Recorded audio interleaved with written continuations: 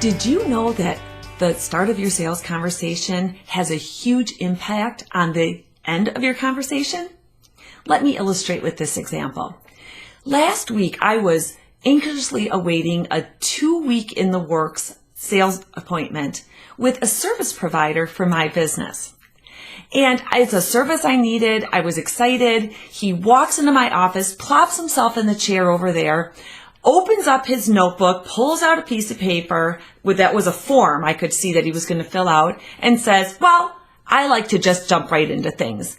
And he starts firing off all these questions to me about my business, personal things about revenue and cash flow, number of employees, how we're structured, etc.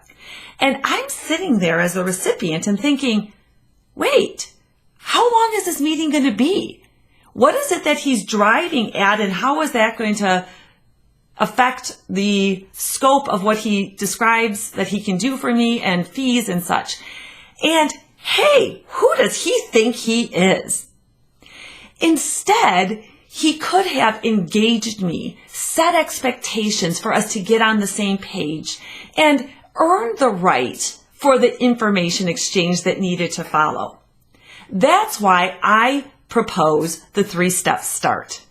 It is a framework that you can use that will start every conversation with you and your buyer getting on the same page as quickly as possible, and very importantly, building enough trust to earn the right for an open information exchange to follow. Here's how it works. The first step of the 3-step start is greet. We need to greet and do the social exchange of, hi, glad to see you today. I'm Nancy Bleeke. So glad we have this time together. And then pause, because psychological reciprocity will have them introducing themselves and starting to talk. So we set up that this is a conversation, not a sales pitch. Then we can explain the purpose of us having the time together. What's the objective? What's the agenda? And then we have to get them making it a shared agenda by asking, what is it that you wanted to make sure you accomplished today? Or what are your expectations of what our time together will do? And now we have a shared agenda, and it's not them wondering what's going on, what's going to happen at the end, what's my part in this. And the third step that we need to accomplish right at the very beginning is asking. And we have to ask about 2 things. One, we need to ask about time, either clarifying the amount of time that we have scheduled or setting up the expectation for how much time we have, whether it's 5 minutes, 20 minutes, or 60 minutes, and getting their agreement up front so that their mind isn't thinking about that and wondering when they're going to get out of there, wondering when you're going to leave.